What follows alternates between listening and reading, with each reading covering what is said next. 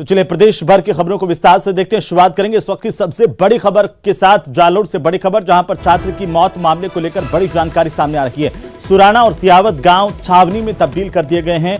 भारी पुलिस बल की तैनाती यहां पर की गई है। 6 जिलों के 700 से ज्यादा पुलिसकर्मियों को सुराना गांव और आसपास के इलाके में तैनात किया गया है। भीम आर्मी और भीम सेना के नेताओं के दौरे के चलते सुरक्षा व्यवस्था यहां पर बढ़ा दी गई है। प्रशासन की ओर से ग्राउंड को तैयार करवाया गया है, जिसमें भारी पुलिस बल को रखा गया है। तमाम जगहों पर पुलिस की तैनाती की गई है। बड़ी अपडेट है, जालोर के सुराना में एक दलित छात्र की मौत का मामला लगातार तूल पकड़ता जा रहा है। एक शिक्षक पर यह आरोप है कि उसने पानी की मटकी को छूने पर दलित छात्र को पीट कर मौत के घाट उतार दिया। और इसी को लेकर के दलित समाज में गहरा आक्रोश, नेताओं के पहुंचने का सिलसिला सुराना में लगातार जारी है। चाहे वो भीम आर्मी के नेताओं की बात करें, भीम सेना के नेताओं की बात करें, प्रदेश में कांग्रेस और बीजेपी के नेताओं की बात करें, तमाम नेताओं का लगातार यहां पर दौरा हो रहा है। और इसी को लेकर कानून व्यवस्था बनाए रखने के लिए भारी पुलिस बंदोबस्त किया गया है। सुराना और सियावत गांव को छावनी में तब्दील कर दिया गया है। हर आने जाने वाले रास्तों पर पुलिस की तैनाती है। पुलिस जगह जगह पर कड़ी निगरानी रख रही है। ये तस्वीरें हम आपको दिखा रहे हैं किस तरीके से पुलिस फोर्स डिप्लॉय की गई है। तमाम जगहों पर खुद एसपी से लगाकर के पुलिस के आला अधिकारी नजर बनाए हुए हैं। तो वहीं जालोर के सुराना में छात्र इंद्र मेघवाल की हत्या का मामला तूल पकड़ता जा रहा है। पीड़ित परिवार को आर्थिक सहायता और एक सरकारी नौकरी की मांग को लेकर के एससी समाज के लोगों ने कोटा के सुल्तानपुर कस्बे को बंद रखने का आह्वान किया और बाजार बंद रखने पर व्यापार महासंघ सुल्तानपुर में भी अपनी सहमति नहीं जताई। इसके बावजूद करीब 2 घंटे तक बाजार बंद रहे और इस मामले को गंभीरता से लेते हुए प्रशासन और पुलिस पूरी तरह से बाजार में मुस्तैद दिखाई दिए।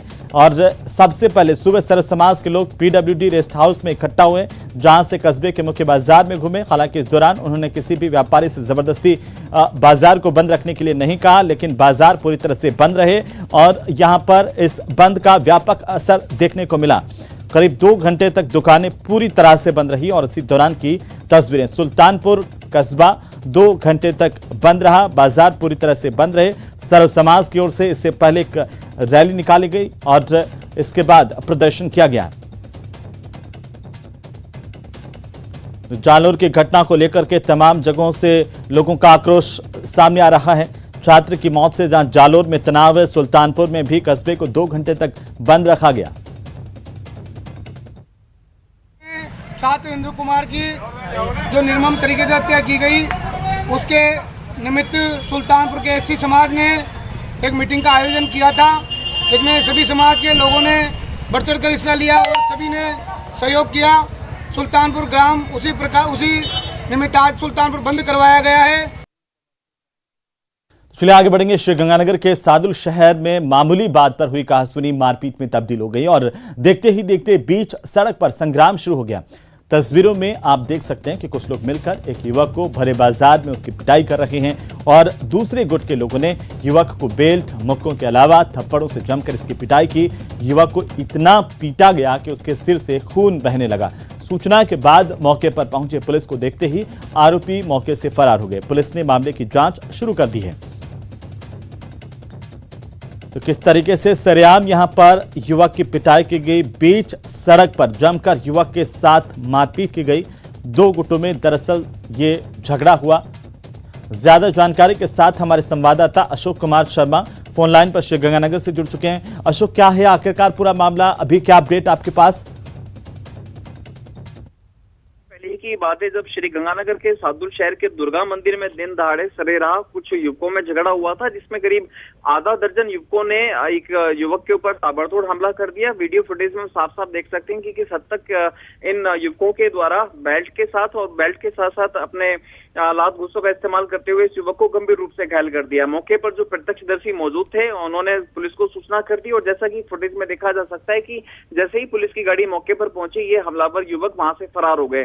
चूंकि युवक जो पीड़ित युवक है वो काफी ज्यादा घायल हो गया था, तो पुलिस की प्रायोरिटी ये थी कि पहले उसको जिला अस्पताल में भर्ती कराया जाए ताकि उसे समुचित इलाज मिल सके। फिलहाल श्री गंगानगर की सादुल शहर पुलिस पीड़ित युवक से पूरे मामले को लेकर पूछताछ करने में जुटी हुई है, साथ ही साथ हमलावर युवकों की भी पहचान करने में जुटी हुई है। जी, क्या हमलावरों की पहचान हो गई है और अब तक पुलिस की कार्रवाई क्या रही है?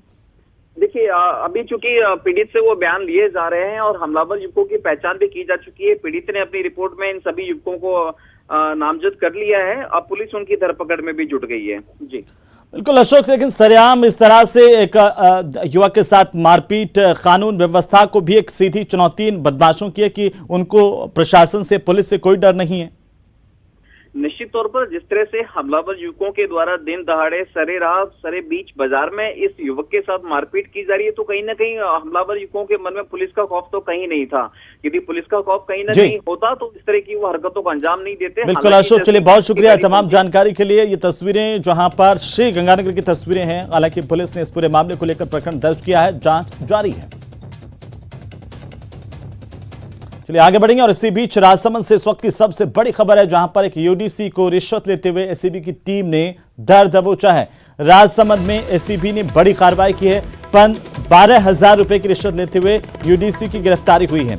बड़ी खबर इस वक्त की, पेंशन बनाने के लिए ये यूडीसी रिश्वत मांग रहा था और बड़े बाबू को एसीबी की टीम ने धर दबोचा।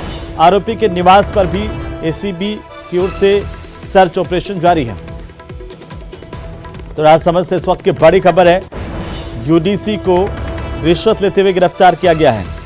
12,000 रुपए की रिश्वत ले रहा था यूडीसी और इसी दौरान भ्रष्टाचार निरोधक ब्यूरो की टीम ने कार्रवाई की और इस बड़े बाबू को धर दबोचा।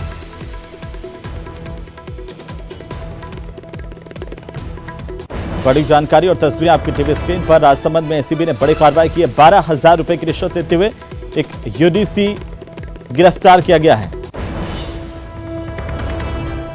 जानकारी के अनुसार पेंशन बनाने के एवज में रिश्वत की मांग की थी और इसकी शिकायत परिवादी की ओर से एसीबी को की गई। एसीबी ने इस खबर का सत्यापन किया। खबर सही पाए जाने पर एसीबी की ओर से ट्रैप की कार्रवाई की गई है। यूडीसी को गिरफ्तार किया गया। यूडीसी के घर और अन्य ठिकानों पर भी तलाशी अभियान चलाया गया है। भ्रष्टाचार का एक खुला खेल यहां पर बेनकाब किया गया। एसीबी की ओर से राजसमंद में एंटी करप्शन ब्यूरो ने यह बड़ी कार्रवाई की है। भ्रष्टाचार निरोधक ब्यूरो की टीम ने कार्रवाई करते हुए राजसमंद में यूडीसी को गिरफ्तार किया है। 12,000 रुपए की रिश्वत ले रहा था यूडीसी और इसे अब गिरफ्तार कर लिया गया है। ये अपर डिवीजन क्लर्क यहां पर तैनात था और आखिरकार इस बड़े बाबू की गिरफ्तारी हुई है। फिलहाल एसीबी की टीम लगातार यहां पर सर्च ऑपरेशन चला रही है। इसके ठिकानों पर भी तलाशी ली गई है। घर और आसपास के ठिकानों को भी खंगाला जा रहा है। भ्रष्टाचार निरोधक ब्यूरो की टीम लगातार की कब से यहां पर तैनात था, ये रिकॉर्ड भी यहां पर खंगाल रही है और साथ ही साथ क्या ये पहले भी लगातार रिश्वत की वजह से काली कमाई में संलिप्त रहा है, इस एंगल को भी लेकर के जांच फिलहाल जारी है। बहरहाल हम आपको बता दें कि एसीबी की टीम यहां पर पहुंची थी। रंगे हाथों 12,000 रुपए की रिश्वत लेते हुए यूडीसी की गिरफ्तारी हुई है। चलिए आगे बढ़ेंगे। प्रदेश के सबसे बड़े बस डिपो सिंधी कैंप पर एक बस में शॉर्ट सर्किट की वजह से भीषण आग लगी और यह बस पाली डिपो की बताई जा रही है। इस बस में लगी आग इतनी तेज थी कि पूरी बस जलकर खाक हो गई। बस में आग लगते ही देख करके फौरन दमकल को इसकी सूचना स्थानीय लोगों की ओर से दी गई और दमकल के साथ खुद सिंधी कैंप बस टर्मिनल के मैनेजर भानु प्रताप ने आग बुझाई। गनीमत यह रही कि यह बस खाली थी और किसी प्रकार की जनहानि यहां पर नहीं हुई है। डिपो कर्मचारियों की सूझबूझ से इस आग पर काबू पा लिया गया। दूसरी बसों तक इस आग को फैलने से रोका गया। धू-धू कर जलती हुई ये बस आपकी टीवी स्क्रीन पर है। सिंधी कैंप बस डिपो में खड़ी इस बस में अचानक से आग लगी और जैसे ही पता चला यहां पर बाकी का जो स्टाफ था उन्होंने तुरंत सूझबूझ का परिचय दिया। इस आग को बुझाया गया। दमकल की गाड़ी भी मौके पर पहुंची और इस आग पर काबू पा लिया गया। लेकिन जब तक इस आग पर काबू पाया जाता तब तक बस का एक बड़ा हिस्सा जलकर पूरी तरह से खाक हो गया। वहीं उदयपुर के आसपास के गांव में नदी नाले उफान पर हैं। शहर से 50 किलोमीटर दूर वली गांव में एक पुल से गुजरते समय एक मिनी ट्रक झामरी नदी में बह गया, जिससे हादसा हुआ है। ट्रक में 3 लोगों के सवार होने की सूचना है। ग्रामीण तीनों को बचाने की कोशिश में जुटे हैं। मिनी ट्रक पुलिया पर तेज बहाव के बीच में गुजर रहा था और इसी दौरान यह मिनी ट्रक तेज बहाव में बह गया। तस्वीरें आपकी टीवी स्क्रीन पर लाल घेरे में आप देख सकते हैं किस तरीके से ये ट्रक देखते ही देखते पानी में समा गया। तेज बहाव के आगे ये ट्रक नहीं टिक पाया, पानी में बह गया। और दरअसल जानकारी के मुताबिक पुल से ये ट्रक गुजर रहा था। इसी दौरान पानी का बहाव इतना तेज हुआ कि ये ट्रक तेज बहाव के पानी में बह गया। झामरी नदी में इस मिनी ट्रक के बहने की खबर मिल रही है। तस्वीरें वली गांव की है, उदयपुर इलाके के वली की ये तस्वीरें, जहां पर ये मिनी ट्रक पानी में समा गया है। दरअसल ये मिनी ट्रक पुल को पार कर रहा था और इसी दौरान पानी का बहाव इतना तेज हुआ कि ये ट्रक पानी के बहाव के आगे नहीं ठहर पाया, पानी में समा गया। और ये तस्वीरें रिकॉर्ड हुई है, वो तस्वीरें हम आप तक पहुंचाने, देखिए किस तरीके से ये ट्रक जो है अब वो देखते ही देखते नदी में समा गया। 3 लोगों के इसमें होने की सूचना है। हालांकि जैसे ही जानकारी मिली है, राहत और बचाव का काम शुरू किया गया है। तेज बहाव में पुल से गुजर रहा ये ट्रक हादसे का शिकार हुआ है। तो वहीं मध्य प्रदेश और राजस्थान में लगातार हो रही बारिश के चलते बांधों पर पानी की आवक ज्यादा हो गई है। कोटा बैराज के 13 गेट खोलकर पानी की निकासी की जा रही है। बैराज से 3 लाख क्यूसेक पानी डिस्चार्ज करने का अलर्ट जारी किया गया है। इसके साथ ही जिला प्रशासन ने सुरक्षा को लेकर अलर्ट जारी किया है। चंबल के निचले इलाकों में बनी बस्तियों को अलर्ट किया गया है और साथ ही लोगों को सुरक्षित स्थानों पर ले जाने के निर्देश दिए गए हैं। 3 लाख क्यूसेक पानी का डिस्चार्ज का अलर्ट यहां पर है। लोगों को सुरक्षित स्थानों पर जाने के निर्देश दिए गए हैं। प्रशासन की ओर से जो बहाव के निचले इलाके हैं उनसे भी लोगों को दूर रहने के लिए कहा गया है।